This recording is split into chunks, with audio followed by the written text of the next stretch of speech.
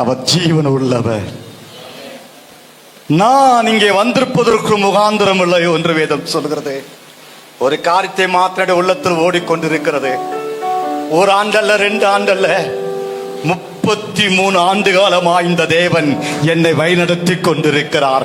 1992 ஆண்டு டிசம்பர் 25 என் வாழ்க்கையிலே மறக்க முடியாத ஒரு நாள்.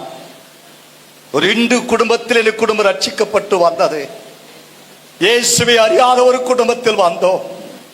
குறிப்பிட்டதானே இன்றைக்கு டிவிஆர் மினிஸ்ட்ரி நடத்துகிறதான இந்த யூத்தை போல, வாலிப கூட்டத்தை போல அன்றைக்கு எனக்கு ஒரு அழைப்பு வந்தது. எனக்கு சொன்னார்கள், தம்பி நீ வா, நல்ல பிரியாணி போடுவாங்க, நீ வயிறார சாப்பிடலாம், அந்த கூட்டத்திற்கு போனா டான்ஸ் இருக்கு, நாடகம் இருக்கு சொன்னார்கள்.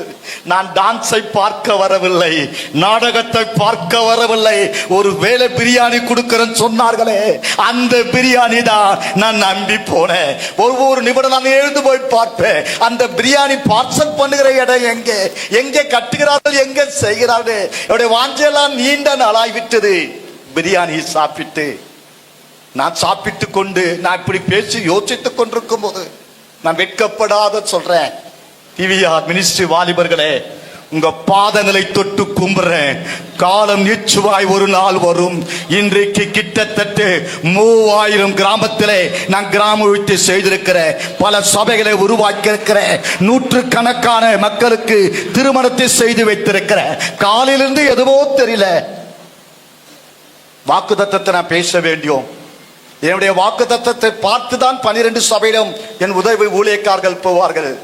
எதிர்பாராத வண்ணமா நைட்டு இந்த என் மகள் வந்திருக்கிறா. நான் செல் எடுத்து பார்த்தேன், கனத்துக்குரிய ஜெபர் டிவியின் நான் விரும்பத்தக்கதான ஒரு தீர்க்கதரிசி, அநேகரை உருவாக்குற ஒரு தீர்க்கதரிசி. எரோமியாவை பார்த்தனோ இல்லையோ, இந்த தீர்க்கதரிசி மூலமாய் தேசத்தை, உலகத்தை, சபைகளை அசைத்துக் கொண்டிருக்கிறார். அநேக வாலிபரை தொட்டு கொண்டிருக்கிறார். நான் வந்த உடனே சொன்னேன், அப்பா ஒரே ஒரு வார்த்தை, உன் நாவிலிருந்து தேவன் ஒரு வார்த்தை எனக்கு கொடுக்க மாட்டாரா? என்ன போயிடுன்னு சொல்லி கொண்டிருக்கிற கிளம்பில்லாம, அப்பா நீங்க ஏன் உட்கார்ந்து இருக்கிறே, ஒன்று மாத்திரம் சொல்ல ஆசைப்படுகிறேன். ஒருவேளை பிரியாணிக்கு உட்கார்ந்து கொண்டிருந்த கூட்டம் நேரம் நெருங்க கனத்துக்குரிய யூத் லீடர்கள் சொல்லிக் கொண்டிருக்கும் போது அன்றைக்கு ஒருவர் சொல்லிக் கொண்டிருந்தாரு, இன்னும் ஒரு சில நிமிடத்துல நீங்கள் தீர்க்க தரிசனமான வார்த்தைகளை கேட்க போறேன்னு சொல்லுவது. இப்படிப்பட்ட ஒரு வாலிபன் குதித்து எழுந்து வந்தார். எழுந்து வந்து பிரசங்கித்துக் கொண்டிருக்கும் போது ஒரு வார்த்தை சொன்னார், அறையாந்த இயேசு ஒடுக்கப்பட்டவரின் தெய்வம், யாரையா அந்த இயேசு கைவிடப்பட்டவரின் தெய்வம், யாரையா அந்த இயேசு தள்ளப்பட்டவன் தெய்வம், நீங்களும் நானும் ஆராதிக்கிற தேவன் ஜீவன் உள்ளவர், வாழ வைக்கிற ஒரு தெய்வம். சுங்காசத்திரத்தை அடுத்து ஐமஞ்சேரி என்கிறதான ஒரு கிராமத்திலே இப்படி ஒரு முகாம் நடந்து கொண்டிருக்கிறது. சுங்காசத்திரத்தை இறங்கி, காஞ்சிபுரம் மாவட்டம் சுங்காசத்திரத்தை இறங்கி ஒரு டீ கடையில் ஒரு டீ வாங்கி கொடுக்கும் போது நான் போட்டிருந்த சரட்டு தேயில் விட்டு போச்சு. என்னை கொண்டு போனவர் சொன்னார், பிரதர் கோச்சிக்காதீங்க, நீங்க போட்டிருக்கிற சரட்டு தேயில் விட்டு போச்சு, பக்கத்துல ஒரு ஊசி நூல் வாங்கி வந்து தர, நம்ம தைச்சு போட்டு போலாம். ஒரே பேண்ட் ஒரே சட்டு தான் அந்த இயேசுடத்தில் வருவதற்கு முன்பு. எழுத படிக்க தெரியாதவர் குக்கிராமத்தை சேர்ந்தவன். கேள்விக்குறி கேட்டது, ஒருவேளை பிரியாணிக்கு வந்திருக்கிற, பிரியாணியும் கிடைத்திருக்கிறது, நான் என்றைக்கு பிரியாணி கொடுக்கிறவனாய் மாற முடியும்? கரங்களை தட்டி இந்த கேம்ப்ல, இந்த யூத் மீட்டிங்ல உங்களை உருவாக்குவதற்கு தான் இந்த டிவி மினிஸ்ட்ரி. அந்த வாலிபன் என்ன தெரிஞ்சதோ தெரியாது, பிரசங்கித்து முடித்த உடனே சரட்டு தையில் விட்டு போச்சு. இல்ல, நான் ஊசி நூல் வாங்கி தைச்சுன்னு வந்திருக்கிறேன்ல, என் சூழ்நிலை இப்படி இருக்கிறது. எழுத படிக்க தெரியாது, கைவேளையும் தெரியாது.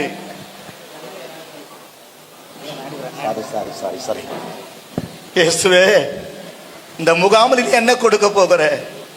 இந்த யூத்ல என்ன கொடுக்க போகிற? எனக்கு ஒண்ணு வேண்டாம், கொஞ்சம் சாப்பாடும் அடுத்த கூட்டத்திற்கு நான் வரும்போது நான் சப்பாரி போட்டு வர வேண்டும் என்று சொன்னேன். கரங்களை தட்டி ஆண்டவரை மகிமைப்படுத்துங்கள். சப்பாரி என்றாலும் ரொம்ப பிரியம்.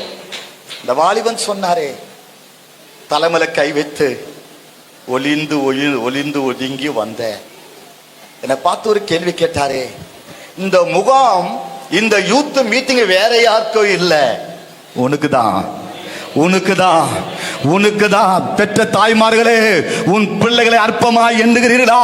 உன் பிள்ளைகள் எழும்பி வருவார்கள். எங்கே தலை குனிந்தீர்களோ, எங்கே பிள்ளையை குறித்து கவலைப்பட்டீர்களோ, இந்த முகாமிலே உங்கள் மேல் இருக்கிற அபிஷேகம் உன் பிள்ளைகள் மேல் இறங்கும், உன் குடும்பத்தின் மேல் இறங்கும், உன் சபையில் இறங்கும்.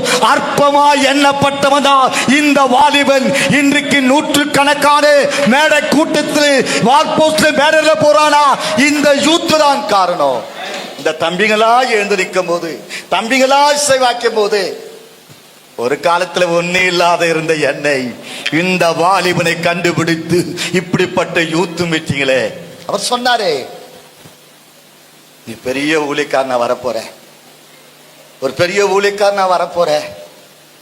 கர்த்தர் உனக்காக தான் இந்த யூத் மீட்டிங் நடத்தின்னு இருக்கிறாங்க. இந்த மீட்டிங் உனக்கு தான் சொல்லும் போது என் நிலைமையே இந்த பாஸ்டுக்கு தெரியாது கொண்டிருக்கிறார்கள். இந்த இடத்துல இப்படி நடக்கிற நிகழ்ச்சி, இசை முதற்கும் ஆடியோ இருக்கட்டும், எல்லாமே வீடியோ எல்லாவற்றையும் பார்த்து கொண்டிருக்கிறார்கள். உங்களை பார்த்து கொண்டிருக்கிற அவர்கள் உங்களுக்காக ஜெபிக்கிறார்கள், உங்களுடைய மினிஸ்ட்ரிக்காக ஜெபிக்கிறார்கள், உங்களுடைய ஊழியத்திற்காக ஜெபிக்கிறார்கள். லாபான் எதை வச்சு சொன்னானோ தெரியாது, ரெபெக்காவை பார்த்து, மகளே நீ கோடா கோடியாய் பெருகுவாயாக என்று கோடா